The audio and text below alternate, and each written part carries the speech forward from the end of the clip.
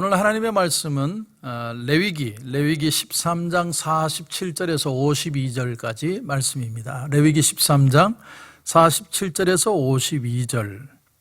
만일 의복에 나병 색점이 발생하여 토로새나 베오새나 배나 털에 나래나 씨에나 혹 가죽에나 가죽으로 만든 모든 것에 있으되 그 의복에나 가죽에나 그 나래나 씨에나 가죽으로 만든 모든 것에 병색이 푸르거나 붉으면 이는 나병의 색점이라 제사장에게 보일 것이요 제사장은 그 색점을 진찰하고 그것을 이래 동안 간직하였다가 이래 만에 그 색점을 살필지니 그 색점이 그 의복의 나래나 씨에나 가죽에나 가죽으로 만든 것에 퍼졌으면 이는 악성나병이라. 그것이 부정하므로 그는 그 색점 있는 의복이나 털이나 배의 날이나 씨나 모든 가죽으로 만든 것을 불사를 지니 이는 악성나병인즉 그것을 불사를 지니라. 아멘. 제가 한번 기도드리고 말씀 전하겠습니다. 하나님, 오늘 레위기서를 봅니다. 오늘 이 레위기서를 통해서 나병에 대한 처리법을 통해 우리가 이 땅을 살면서 믿는 자로 어떻게 살아야 할지를 다시 한번 깨닫는 귀한 시간이 되게 하여 주옵소서. 주님 말씀해 주실 줄 믿고 예수님의 이름으로 기도드립니다. 아멘. 레위기서의 주제는 하나입니다. 거룩이라는 겁니다. 거룩. 이 거룩이라는 단어가 레위기서에 무려 130번 이상 나오고 있습니다. 그리고 레위기서는 둘로 나눌 수 있습니다. 1장에서 17장까지는 사람이 어떻게 하면 거룩해질 수 있는가를 얘기하고 있고 18장부터 마지막까지는 거룩해진 사람이 하나님과 어떻게 동행하며 살아가야 할 것인가, 그것을 말씀하고 있습니다. 그래서 초도부터 우리는 레위기 1장에 제사에 대한 얘기를 했습니다. 여러분 기억이 나시는지 모르겠지만, 그래서 그 당시 제사에는 번제, 소제, 화목제, 속제제, 석건제 5가지가 있었습니다. 이걸 우리식으로 얘기하면 예배의 삶이라고 말할 수 있고, 이제 오늘 본문에 보면 그렇다면 그 거룩을 우리 삶 속에서는 어떻게 이룰 것인가를 다루고 있습니다. 삶 속에서의 거룩. 여러분, 거룩이라는 말의 반대말은 세속입니다. 세속. 여러분, 세속의 특징이 뭘까요? 세속의 특징이라고 한다면 그건 혼합에 있습니다. 혼합. 한 가지만이 아니라 여러 가지가 섞여 있는 거죠. 이러저러한 것들을 다 섞어서 그 속에서 내게 유익이 되고 이득이 되는 걸 취하며 사는 세상이 세속사회라는 거죠. 옛날에는 실력자들을 가리킬 때 내가 한 분야에 10년 이상 공부를 해서 박사가 되면 실력자라고 표현을 했습니다. 그러나 우리가 사는 시대의 실력자는 인터넷상에 많은 잡다한 지식을 모아서 어떻게 잘 표현해 내는가의 능력을 가지고 실력자라고 표현을 합니다. 사람은 그래서 오늘도 수많은 인터넷상의 정보들을 보고 공유하고 나눕니다. 그런데 그 소식들이 우리에게 주는 큰 특징 중에 하나가 뭐냐면 우리의 마음이 많이 혼란스럽다는 겁니다. 혼란스러워졌습니다. 그런데 아이러니하게도 레위기서가 말하는 진정한 인간의 삶, 진짜 거룩은 구별되어지고 선택하는 데서 이루어지는 것이다 라고 표현을 합니다. 보다 더 순수한 것, 보다 더 본질적인 것을 향한 선택, 그것을 통해서 거룩해질 수 있다, 이렇게 표현하는 것이죠. 자, 오늘 말씀은 옷에 대한 얘기입니다. 옷. 이스라엘 백성들에게는 특별히, 우리는 많은 옷이 있지만 이스라엘 백성들은 단벌 신사였습니다. 입고 다니면 외출복이고 누워서 자면 잠옷이고 앉으면 화장실이었습니다. 그 사람들은 옷 한 벌 갖고 사는 사람들입니다. 그러니까 옷에 다른 대용품이 없는 거죠. 없으면 살아갈 수 없는 것이 옷이었습니다.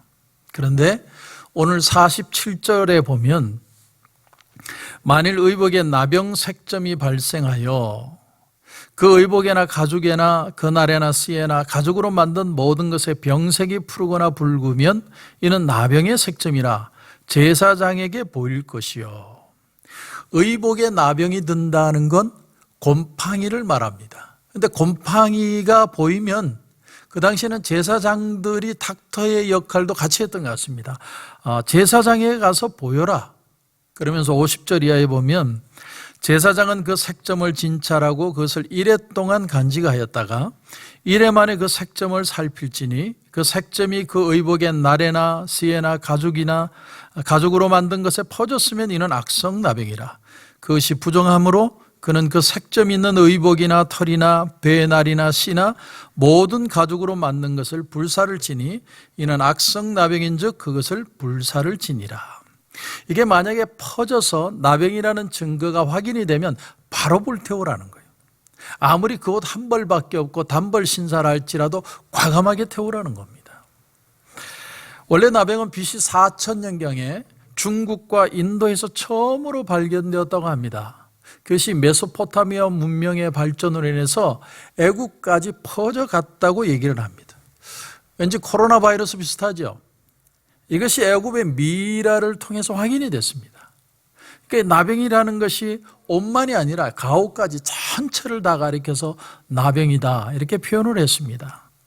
그런데 하나님께서 오늘 말씀에 모세와 아론에게 말씀하시기를 옷에 나병이 생겼을 때 그것이 직접 사람에게 영향을 미치지 않을지라도 그 옷을 빠는 게 아니라 과감하게 불태워라 이렇게 표현합니다. 여러분, 오늘 이 말씀이 우리에게 주는 교훈이 뭘까요? 이 의미가 우리에게 주는 도전은 어떤 것이겠습니까? 옷은 우리가 태어나서 죽을 때까지 우리가 입는 거죠. 이 옷의 의미는 단지 옷이 아니라 사실은 더 깊은 의미는 이 세상 속에 살면서 우리가 처하는 모든 환경을 가리키는 의미입니다. 그런데 우리가 처하는 이 시대가 믿음으로 바라볼 때 마치 나병이 걸린 사회와 같다 그런 뜻입니다. 그래서 버리고 태우고 불태우지 않으면 거룩한 삶을 절대로 살 수 없다는 겁니다. 여러분, 이런 말을 들으면 부담스럽지 않습니까? 내가 어떻게 세상과 다 인연을 끊고 과감하게 거룩한 삶을 살아낼 수 있을까? 먼저 드는 생각이 마음에 엄청난 부담입니다. 자, 그런데 여러분, 우리가 지금 코로나 바이러스 사태로 우리가 지금 하고 있는 게 뭡니까? 소셜 디스턴싱, 사회적인 거리를 두는 거죠. 내가 가고 싶은 데 가지 못하고 하고 싶은 거 하지 못합니다. 이게 불편해요. 어렵습니다. 그러나 왜 이런 행동을 하고 있습니까? 사실은 내 생명을 지키기 위해서고 나뿐만이 아니라 이 사회의 사람들의 생명을 지키기 위해서 힘들지만 일을 하고 있는 것이죠. 우리 믿는 사람들이 이 세상에 사는 모습이 마치 이와 같다는 겁니다.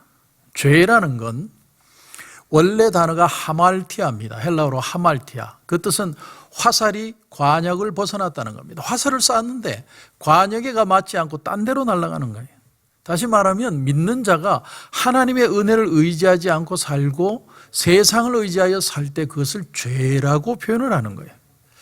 여러분, 죄가 무서운 이유가 뭘까요? 죄는 사람을 물들게 하기 때문입니다. 마치 바이러스에 내가 감염되는 것처럼 이 세상의 문화와 이 세상의 사고에 물들게 만드는 것이죠.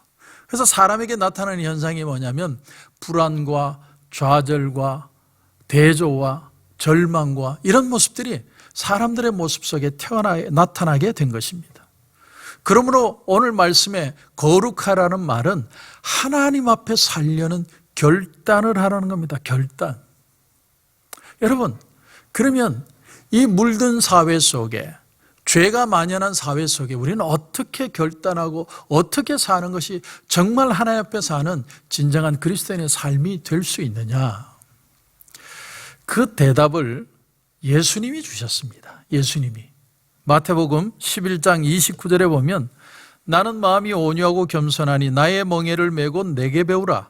그리하면 너희 마음이 쉼을 얻으리니 이는 내 멍에는 쉽고 내 짐은 가벼움이라 하시니라. 여기 쉽다.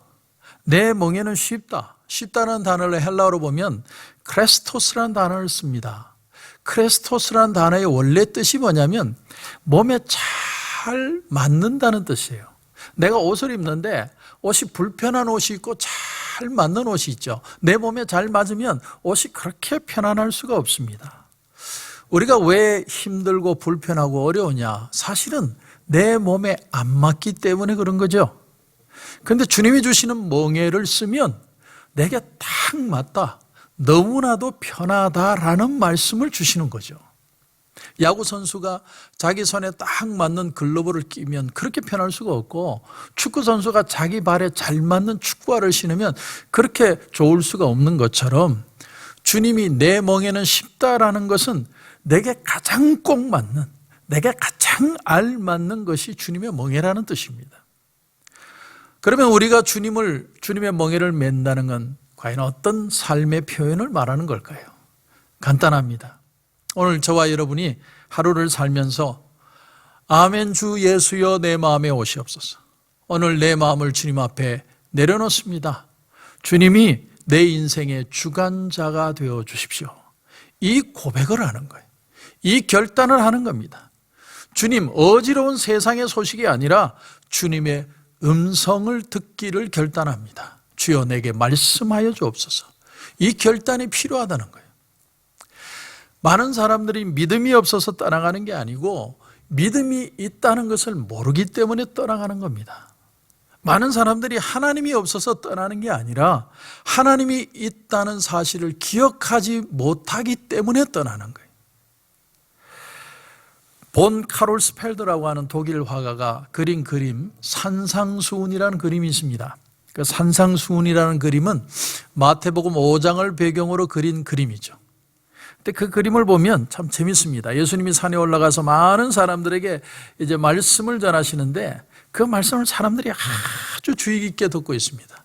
근데 특별히 한 로마 병사가 넋을 놓고 예수님의 말씀에 빠져 들어갑니다. 빨려 들어가는 거죠. 그런데 그 얼굴은 아주 고민하고 있는 모습을 그렸습니다. 말씀이 너무 좋아 빠져 들어가는데 얼굴은 고민하는 거예요. 그리고 한쪽 손에 칼을 쥐고 있는 장면을 그렸습니다. 여러분, 이게 모순이라고 생각하지 않습니까? 주님의 말씀이 너무나 좋고 너무나 내 마음에 감동이 되는데 한쪽 손에는 칼을 쥐고 있어요. 우리 그리스도인들의 어떤 전형적인 모습을 보여주고 있습니다. 내가 말씀도 좋지만 나는 이 세상에 살아가면서 내가 필요한 것도 있다는 것에 대한 고민입니다. 주님이 내 멍에는 쉽고 내 짐은 가볍다라고 하실 때 그 멍에는 예수님이 지신 멍에라고 해석할 수도 있고 예수님이 지워주시는 멍에라고 해석할 수도 있습니다. 어느 쪽이 옳으냐? 여러분, 두 쪽이 다 옳은 겁니다. 왜냐하면 예수님도 멍에를 지셨었고, 그러므로 예수님이 오늘 나에게도 멍에를 지우고 계신다는 거예요. 그러니까 주님이 살아내셨기 때문에, 주님도 믿음으로 끝끝내 십자가를 지셨기 때문에 믿음으로 살고 있는 우리를 도우실 수 있다라는 겁니다. 여러분, 예수님처럼 인간을 이해하시는 분이 없습니다. 예수님 인간이 참 약하다는 걸 알고 계셨어요. 그래서 마음은 원이로되 육신이 약하도다, 이 말은 사람이 한 게 아니고 예수님이 하신 말씀입니다. 그러므로 오늘 내가 누구와 동행하고 있고 누구와 같이 걸어야 하는지를 다시 한번 기억해내는 게 너무나도 필요합니다. 내가 자리하고 있는 위치, 취미, 환경, 습관, 성격, 나의 주변의 모든 것, 의식주 문제 하나 있기까지 깊이 신앙의 눈으로 다시 관찰해 봐야 됩니다. 그래서 내가 버려야 할 것은 버려야 되고 태워야 될 건 태워야 합니다. 주님, 내 인생의 주인이 되어 주십시오. 오늘 하루를 내가 주님이 주인 되는 삶을 살기를 결단합니다. 그렇게 고백하고 나아갈 때 나의 영혼이 나병든 삶을 살지 않을 수 있는 겁니다.